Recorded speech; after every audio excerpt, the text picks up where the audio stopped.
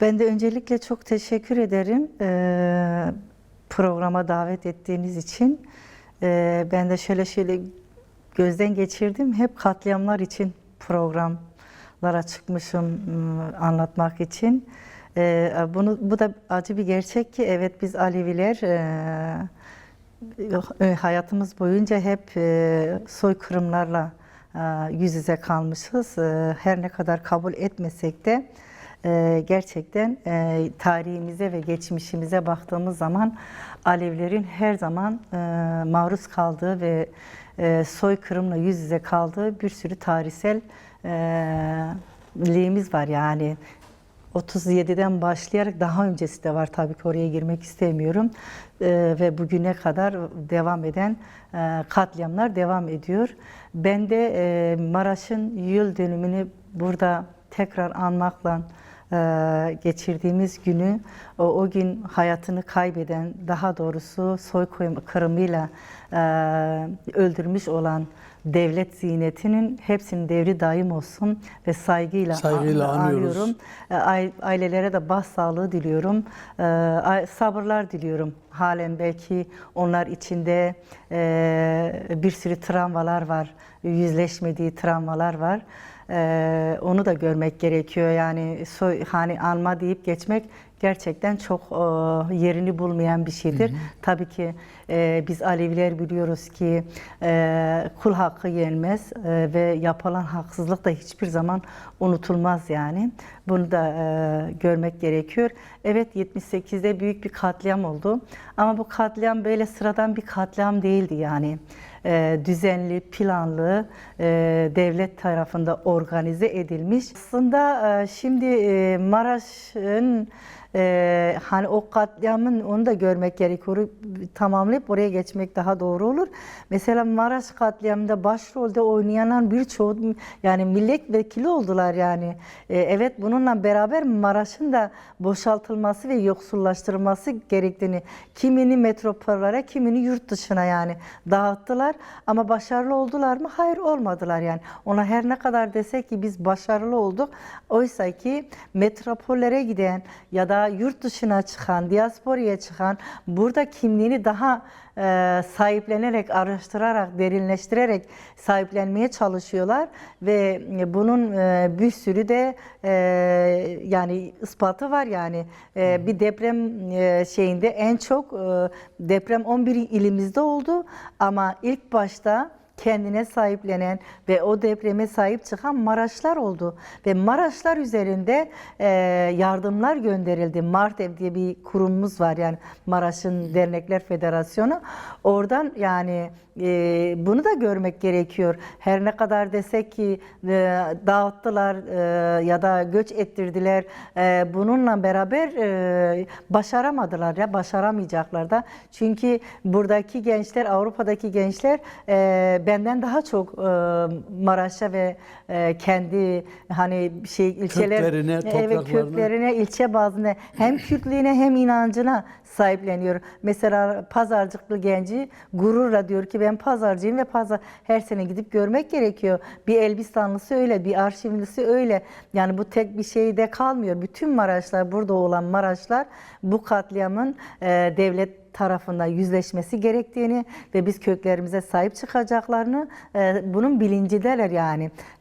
Her ne kadar Avrupa'da da olsalar toprakların ve zari diyarlarımızın özelliklerine sahip ve o bilinçteler. Biz aileler de, biz FEDA Federasyonu da olarak bunun için elimizden gelen mücadeleyi yapıyoruz. Yani çocuklarımıza, ailelerimize vermeye çalışıyoruz.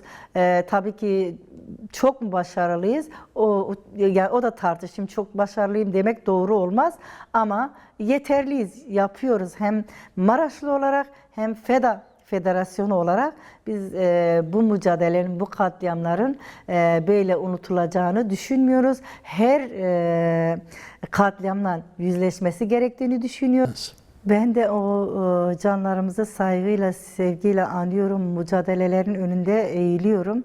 Evet, 2000 yılında Öz'e dönüş operasyonuyla hayata dönüş operasyonuyla başlattıkları katliamı burada kınıyorum. Hayata dönüşünden ziyade ölüme yatırma gibi bir operasyon oldu. Evet, orada sosyal demokratlar, yani devrimciyim, haksızın karşısındayım, Kürdüm, Aleviyim, oradaki yani düşünce özgürlüğü olmayan, yani düşüncelerini hapsetmeye çalışan insanların olduğu cezaevlere yapıldı. Diğer cezaevlerine yapılmadı yani. Orada direkt insanlığa ve özgürlük için mücadele eden ve haksızın karşısında duran canlara yapılan bir operasyondu.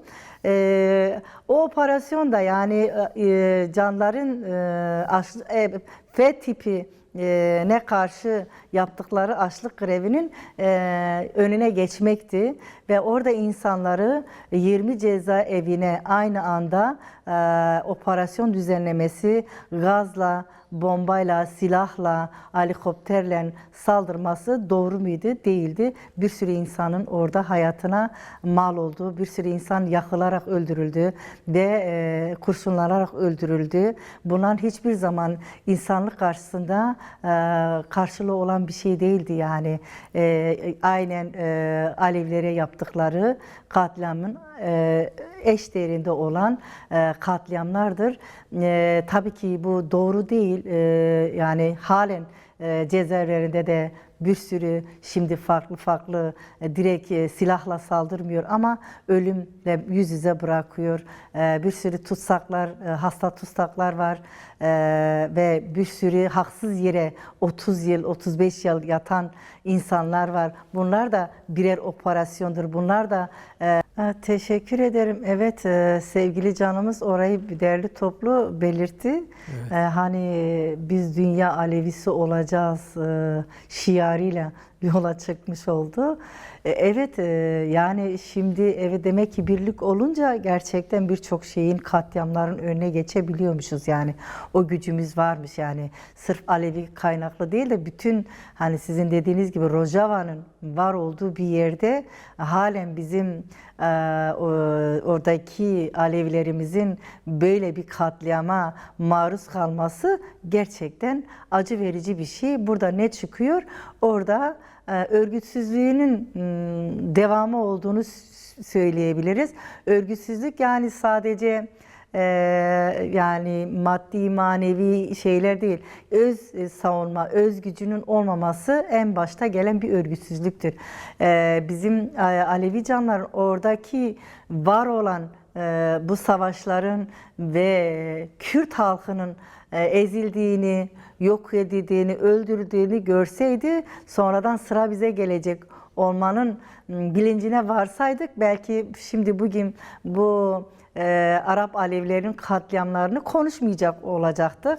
Ama orada şunu gördük ki sizin de dediğiniz gibi. Ya Dürzüler daha örgütlü, organize, Kürtler daha örgütlü ve organize oldukları için onlara yönelik benzer şeyler yapılamıyor. Ama Aleviler biraz daha az örgütlü oldukları ve öz savunma yöntemlerini kullanmadıkları için bu noktaya yaşandı. Aynı ona gelmek istiyordum. Yani Gürcülerin daha örgütlü olduğunu, daha duyarlı olduğunu ve meselelerin farkında olduğunu, o gücün oradan sonradan bize de geleceğinin bilincinden varmasıyla daha kolay organize oldular, daha kolay öz savunma ortaya çıktı.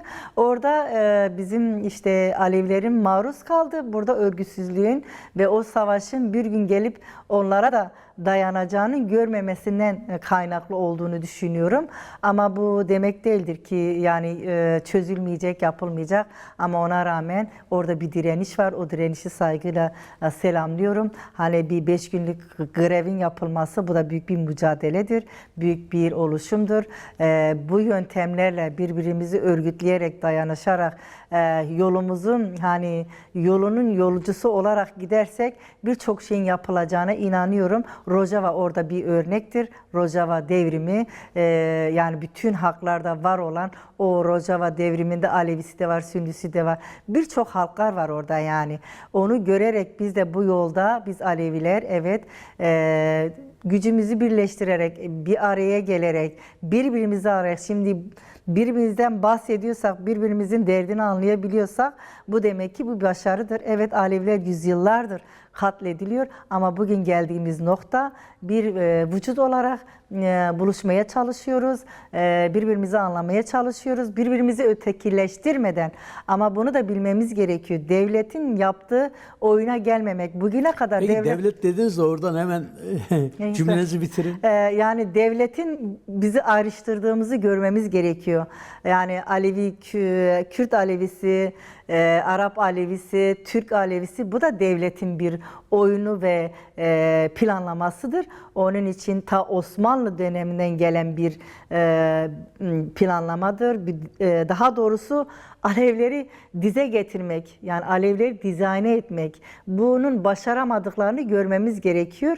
Ama bunun için daha da bir sürü yolumuzun olduğunu görüyorum. Yani. Evet, zaten şöyle bir şey çıktı ortaya, hem soruyu sordunuz hem de cevapladınız da, farkında olmadım. Siz daha farklı boyutlarını anlatabilirsiniz. Şöyle yani kolaylaştı. Belki başta söylememiz gereken bir şeydi bu Maraş katliamının cevapları içinde. Şunu görmek gerekiyor. Evet, bu şimdi barış süreci vardır ama bu kadar katliamların içinde her zaman biz dedik ki Aleviler yok olmadı, kendini örgütledi, ama şunu da görmek gerekiyor ki 52 yıllık bir mücadelenin sayesinde var olan bir halkız, bir topluluğuz. Şöyle, çünkü yani Kürt halk önderi hiçbir zaman Alevilerin sorunu olmadan görmedi yani. İlk başta bu mücadelenin içinde ve birinci derecede katliamlarla yüz yüze kalan bir halkın olduğunu gördü ve sürekli bunu dile getirdi ve bu son süreçte daha da derinleştirerek biz Alevilere sundu yani. Biz Aleviler bunu görmemiz gerektiğini düşünüyorum. Buna birinci derecede sahip çıkması gereken biz Alevileriz. Şimdi eğer ki biz bu televizyon programda bir araya geldiysek, daha önce hani bizi ayrıştırdığı dediğim devlet zihniyetini kırdıysak, beraber bir mücadeleye sahip çıkıyorsak, bu Kürt mücadelesinin sayesinde olan, yani bu binlerce şehitlerin üzerinde var olan bir mücadeledir. Eğer ki bugün barış süreci konuşuluyorsa bu şehitlerin ve bu mücadelenin sayesindedir. Birinci derecede, tekrar diyorum, sahiplenmemiz gerekiyor. Çok da doğru bir şey olduğunu görüyorum ve özellikle Aleviler için bir mesaj da yayınladı Sayın Öcalan ve dedi ki bu barış sürecinin kalbidir Aleviler ve bu kalp olmadan insan yaşayamaz yani. Onun için biz kalbimizin değerini bilerek ve bu sürece sahiplenerek bu sürecin en önde gideni olmamız gerektiğini düşünüyorum ve çok da doğru. Belki yavaş ilerliyor ama olacağına inanıyorum ve devletin bu süreçte bu soykırımlarla yüzleşmeden, mesela işte Dersim'den tut cezaevine kadar, yani bu katliam, Dersim, Koçkeri, evet, Maraş, Sivas, evet, cezaevleri, Roboski. yani evet. Bütün yok etti yani, isterse bir kişi olsun, bütün azınlıkların hakkını nasıl kazbettiyse o hakları geri verilmesiyle ve onunla yüzleşmesi gerekir, olmadan barış olmaz. Olan barış da doğru olmaz yani, yerine oturmaz ve bütün katliamlarla yüzleşerek ve özür dileyerek, özür dilenmesi gerektiğini düşünüyorum. Bunu yaparak ancak barış yerine oturur ve bu barış sürecinin bu temelde yürüdüğüne inanıyorum.